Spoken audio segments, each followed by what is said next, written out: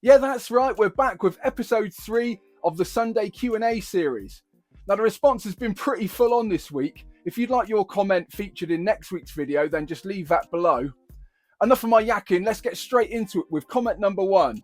And this is from Benny G949, and it reads, "Hope you had a ripper weekend, Johnny.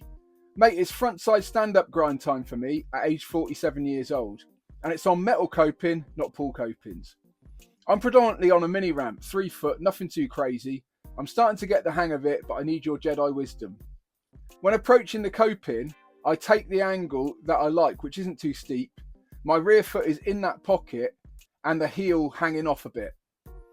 Now, is the movement to stay a little inside the ramp, somewhere between a slash grind and a 50-50 grind, shift the board ahead of you and sit on it? The ones I have got feel like that. Then the next day, I'm back and it's all left me again. Help me, Obi-Wan Kenobi. You're my only hope. Cheers, mate. Benny, Australia." Yeah, the front side stand-up grind was one that took a little bit of effort to get for me. I like to do them on curved pool coping just so I can lock in nice. And to start with, I think I went into it with plenty of speed and just tried to get those front wheels up, take 2 or 3 blocks of coping and then come straight back in. And I found that if I stayed inside the ramp, so kept my bum right down low inside, just get those front wheels off and then keep the shoulder and the head in line with the coping so I track round, that heel side wheel is just pinched against the coping with lots of heel pressure. I found that I could go round, and then when it was time to come back in, because I was inside the ramp, I'd avoid the hang up. I then progressed this to really getting up on the tail and almost a little bit of the tail touching the coping, again with that heel side wheel pinched against the coping. And I found for those ones, again, I needed to keep my head and shoulder in line, but I also found it felt like I was leaning forwards just a touch as I got up on the coping. And I think in reality, I was just keeping my body weight centered, but whenever I bring the wheels right up in the air, I think there's a chance of me leaning back, and that is pretty disastrous. I had some pretty emotional dismounts coming off the back. So I found as I came in, I sort of just put my body weight and my shoulder into that forward pocket, really manual the front foot up. And then coming round, I found to start with, I could just take it to the tail to bring it back in. And then eventually I could work it round and bring it straight back in. Now, there was a good chance of having a hang up when coming back in, especially when I was right up on top of it. And I think speed was my friend for this one. So the faster I went, the more I could bring it back in. But let me know how you get on with them, Benny. I'm interested to hear how you managed to feel out the front side stand-up grind. Probably a little bit different on the steel coping, less chance of hanging up when you go slow. On the pool coping, you have to go fast, otherwise the trucks get dug in to the nooks and it's off the front. Okay, we're into the next comment, and this one is from Richard Brewis 436, and it reads, "Got to carving on my short wheelbase carver this week, John Bishop. Wasn't afraid to get some speed, but not ready to skate the bowl yet. What is the best type of protection to start off with? A crash helmet, knee pads, etc.? Thanks for posting this week. Wavy pink hand check." Yeah, I reckon go for the full suit of armour. When I was starting out, I really went to town with the protective gear, and the idea was to sort of try and get rid of a bit of the fear, but also try and stay on the board as much as possible and alleviate any injuries. So starting from the head, it would be the helmet. I use a 888 Tony Hawk number, which is certified. And then I think a bit of elbow pads goes a long way. I use the Killer 187 Pro elbow pads. I also found, because I'm a guitar player, I wear the wrist protectors, and these are not so much to protect the wrists, but also to sort of protect the skin of the palms. If you do put the hand down by accident, you can sort of not get too grazed up there. I also found that when I fell off, my hips would get a good battering, and I got a few really good hematomas in the early days. So I wear a set of Burton impact shorts. I covered those in the last episode. Also, knee pads are a good idea. I use the Killer 187 Pros. They might be a little bit overkill if you're not skating vert and knee sliding a lot, so you could go for the smaller versions. Then I wear a set of Vans half cab shoes, which are quite protective and sort of support the ankles a bit. I don't think there's any right or wrong here. You have to be comfortable with what you're wearing. But I find that pads really help with abrasions and sort of pressure slams, they certainly won't help if you twist or ping anything. So any twisty knees, any twisty rolly ankles, unfortunately, are just going to happen. But I think the pads really help with a little bit more confidence. Okay, we're into the next comment, and this one's from Flora Marta, and it reads, "Great video as usual, John. Loving this Q&A series. Now that you mentioned the GoPro near the end, can you talk a bit about your current filming setup / cameras you'd recommend or don't recommend, please? And whether you'd advise a GoPro for filming your sessions, just mulling over options on a camera good for capturing my skate sessions other than my mediocre phone. Thank you." Yeah, I used the GoPro and the iPhone 15 Pro Max. And the reason I use the phone is because it's super convenient to get all of the footage in the phone, and I edit in the phone. So all of the footage is there. There's no need for any data transfer. So no time is lost in me finding clips and going through that whole malarkey. I do use the GoPro for cutaways, and I find sometimes if I'm filming a trick that I'm not going to make loads of times, I can get another angle of that trick. And the GoPro is really handy for that. Now, I think the GoPro is definitely better quality in terms of the video capture. And I've taken the liberty of capturing the same trick with the GoPro and the iPhone in as much of the same position as I could possibly get. And it is a little bit subjective, but I think you can see that the GoPro footage just has a little bit more quality to it. The iPhone does shoot slightly brighter footage. The GoPro tends to be not so good in darker conditions. And I think the real difference for me is when the slow-mo feature is used on both phones. I did a 240 frames a second capture on both phones, and I think the GoPro is far superior in terms of quality. I think it captures that 240 frames per second at a slightly higher rate. So, and you can see that quality really comes out in the videos I captured. Now, admittedly, getting the clips off the GoPro is super easy. It just syncs straight into the phone, and wirelessly I can download all of the various clips. And I tend to chop those straight out of the GoPro so they're the right length. So I end up with some smaller clips which are quite manageable in the iPhone. And then I can cut between all of the footage. I think in terms of other cameras, I haven't really got any experience of using them. My setup is tailored purely towards making my videos as quick and as simple to make as possible. So I think the latest iPhone is more than adequate. I think Andy Anderson's new video was filmed predominantly on an iPhone, and it looks pretty good. And the GoPro is great for those close-up things. It's got a bit of a fisheye on it, and you can set that, but the modern GoPros have got loads of different settings. And between those two things, I find it more than adequate. Okay, we're into the next comment, and this one's from Copper Skater, and it reads, "Do you know where I could find a really small mellow mini ramp? I'm talking like 3 foot max. I saw a cool looking one with a decent flat bottom in your mini ramp fundamentals video, but I can't seem to find out what park it is in. I'm just getting into transition again after a long break." Yeah, I messaged back to Copper Skater and found out what region he was in, and it was the London area. And I haven't really skated that much in London, so I did find an amazing mini ramp stroke half bowl in Acton, and I suggested that one. I think if you're looking for advice on skating in London, then my mate Neil Hester would be perfectly placed to advise you on really good mellow mini ramps. Perhaps Neil could comment in if he's watching and let us know all the mellow mini ramps in the London area. Okay, the next comment is from John H, and it reads, "Enjoyed the Q&A, John. Ever tried smaller wheels? I used to ride 61mm thinking it would keep my speed. Started using 54mm and it improved my bowl by making me learn where to pump and use the hips, etc. to gain speed rather than rely on carrying speed until I eventually slow down. I now run 54 or max 57. Yeah, I use the 55mm Spitfire OG Classic wheels on my street stroke mini ramp board, and I really like the feel of them. They work a treat, and to be honest, I don't notice a massive amount of difference when I take them into the pool or into the bowl. I recently had a session on my Andy Anderson Egg, and that has the 55mm wheels on it, and it was going round like the wind. It also had fairly new bearings on it, so it certainly didn't hold me back.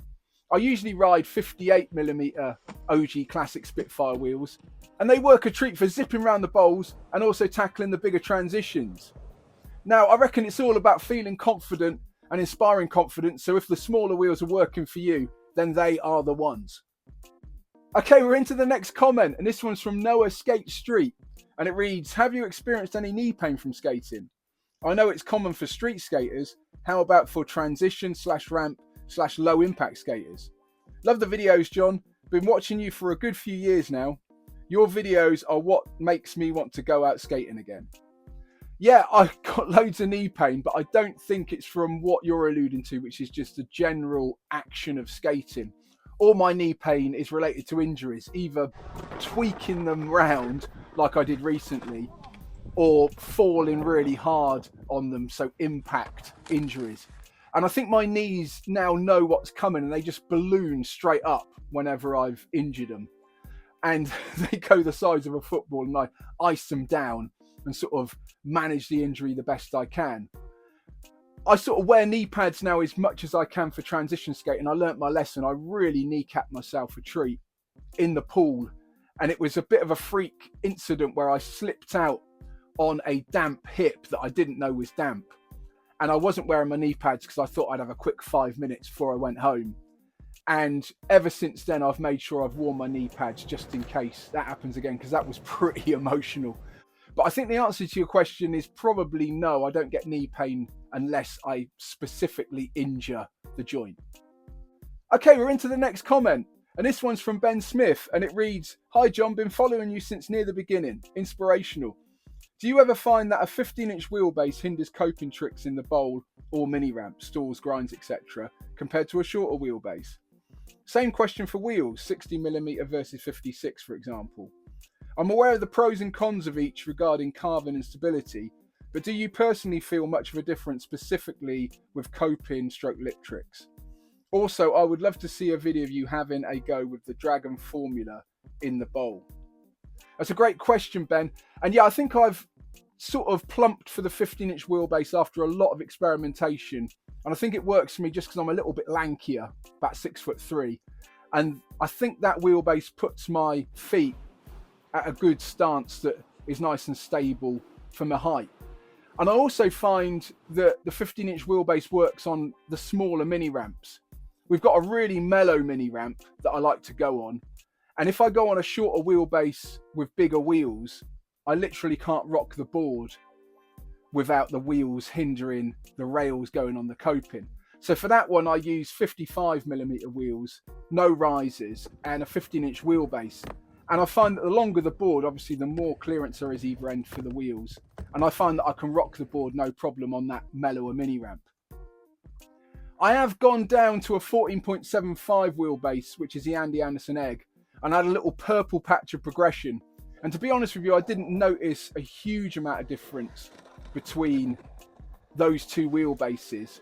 But my experience with setups is the most important thing for me is to feel confident and feel like I can just go berserk and throw it around, and also get it out of my mind that the board is the culprit. As long as I can bring it back to myself being the limiting factor, I think it's a healthy place to be. Okay, the next comment is from MeT199, and it reads, hey mate, watching this in Oz. I have got back on the board after 20 years, now in my mid-40s. I'm having trouble with the backside axle stalls. I can get long carve grinds, but can't seem to get my body up onto the coping for a stall.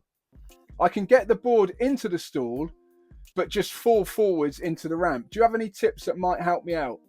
Also, I can rock fakie very easy on the popsicle board, but as soon as I get on my Dresden Rise Crew 3 deck with the rails, I can't get it at all. It feels way too slippery.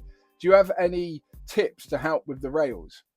Okay, let's go into the axle stall first of all. So I feel your frustration. This is one that took me years, and it's one that I still every so often have a bit of inconsistency with.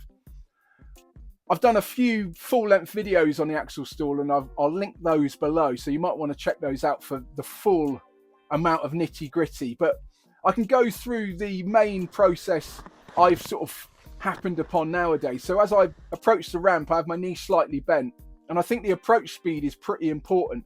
Too little speed, and I find I fall off the inside of the ramp. too much speed and I find I come too far up on the deck and probably step off the board. So with the right amount of speed, the next thing to do is to pump up the transition and then snap the front knee up to clear those front wheels over. And this also exposes the back truck to the coping, and I find I can just hook that back heel side wheel up on the coping. The board should then pivot round. Now, getting the front truck onto the coping is a bit that I used to have a lot of trouble with, and I've also watched other people have a lot of trouble with it. And I think the most common thing to happen is that the board goes into a feeble position, so the trucks don't come round far enough. And I think the main reason for that with me is that I don't bring my front shoulder round in line with the coping. Now, it feels proper scary to turn your back on the coping and to bring that shoulder round. And I worry that the wheels aren't going to hold my weight and the trucks aren't going to go into position. I'm just going to sort of fall off and land on the coping in a heap. So I think once I trained myself that that was a stable position, and get that front wheel down on the coping, and that is your axle stall position. Now, when it's time to come back in, it's just reverse the procedure, bring that front foot up in the air to clear the wheels off the coping, bring that shoulder round in the direction of travel, and then to stop the hang up, I put the pressure on the back foot toe just to bring that heel side wheel off the coping. Now, I think there's a popular misconception that if you have that back wheel hooked on the coping, it will prevent the hang up. And believe you me, I've found numerous ways to hang up with that backside wheel still on the coping. And what I've worked out is it's all about the back foot pressure. So making sure that I transfer my weight from the heel to the toe as I come off the coping, and that just stops the hang up. Okay, onto the rock fakie with rails. And I find that if you don't come far enough up on the top of the coping, there's not enough friction and the board will slip backwards, and that can end pretty emotionally. I also find that if I don't come up the ramp directly straight, if I come up with a little bit of angle on, then again the rails can slide in a sort of board slide, and that can be quite off-putting. So I think the key to getting those is to come up the ramp as straight as you can, clear those front wheels over the coping, and then rock the board forward so you've got plenty of weight going down through the board, and that stops the board sliding back and forth. And then when it's time to come back in, just simply clear those front wheels and ride away. Okay, we're into the next comment, and this one's from Camera Op 8210, and it reads, I have a question. Which YouTube channels do you feel are the most useful / informative? So I think the YouTube channels fall into several different categories. Some are entertaining, some are inspiring, and then some are informative and help sort of with my own progression. So the first YouTube channel I came across, and this is pre-skating, was the Jeff Grosso's Love Letters to Skateboarding. And I found this was really inspirational and also informative in terms of the history of skateboarding. I'm not sure there's too much in there that I found helped with my progression on skateboarding in terms of tips and moves. But in terms of understanding the culture, understanding the names of the moves, and also being inspired to start skateboarding, Jeff Grosso's Love Letters to Skateboarding was a key part of why I'm skateboarding now. The first instructional videos I really watched were Chad Caruso's, and I found Chad Caruso's YouTube channel blends all of the categories, so it's really informative, it's inspirational, and it's also entertaining. Chad's got a great way of talking to the camera, feels very personable, and also all of the things that he covers are really relatable. Now, I think one of the key things about being autonomous with a skill or a pro level at a skill is it's sometimes hard to break that back down into its component pieces to explain to a beginner. And I think Mitchy Brusco's Skate IQ channel is really good at that. He's an elite level, and we covered it in the last video, but he also has got the knack of breaking it down into all the key components and all the nitty gritty. Other than that, I really enjoy watching Dan Corrigan's channel. There's not too much in there that I find is informative in terms of my progression. It's sort of mostly street skating and pro street skaters, but I do find it inspiring, and I really find it entertaining just to watch those guys ride. I really like Mathew skateboarding, and also Andy Anderson makes a visit every now and then. The other channel I've come to recently is Sean Goff's video channel. It's a bit more tongue-in-cheek. I love the humour and I love the way it's delivered. I find it inspirational just because Sean is such a good skateboarder, and all of the tricks in there I find quite relatable. They push my ability. I sort of think, oh, that looks like something I could try, and then when I go and try it, I realise it's way beyond my ability. But I do find it inspirational, and it does make me want to get out there and skateboard. Okay, so we finally made it to the final comment, and this one is from Joseph Barnes, and it reads, I think you've touched on this before, but how do you balance the risks of skating with being a pro musician? I work as a freelance editor in publishing, and when I fractured my wrist last year, I only had to cancel a Zoom meeting while I went to A&E and then type with fewer fingers for a while after. But I'd imagine even something minor like that would have a bigger impact on you. I play guitar and piano. I had to pretty much stop playing while I healed up. And do any of the people who employ you have an opinion on you skating? I remember reading that James Hetfield's managers added a no skating clause in his contract after he did his wristing a couple of times skating pools in the 80s. And any chance of a guitar focused Q&A, I'd be really interested to hear more about playing with an orchestra. Does a conductor have amp and pedal preferences? Well, that's a great question. And I have to say, I honestly don't think about it. And I think that's probably the best way to tackle it.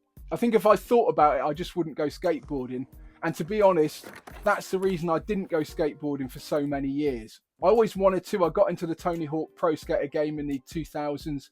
I've always ridden boards, but I ruled out skateboarding because I assumed it would be too risky.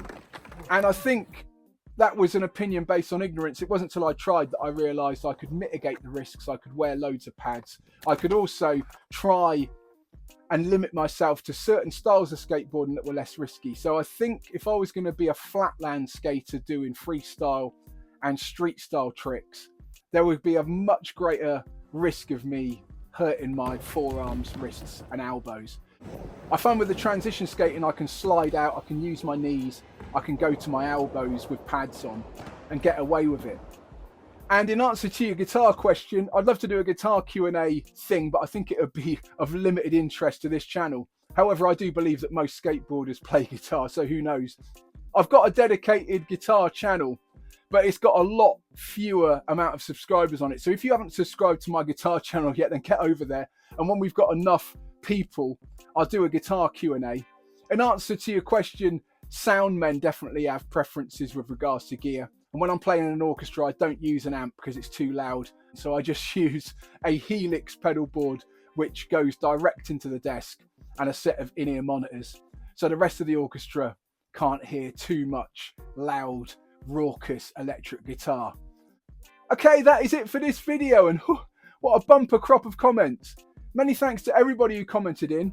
If you'd like your comment featured in next week's video, then feel free to leave that comment in the comment section below. Also, if you're new to the channel, feel free to hit subscribe. It's free and it just means you'll get notified of the upcoming videos. As ever, my name's been John Bishop, and I'll see you next time.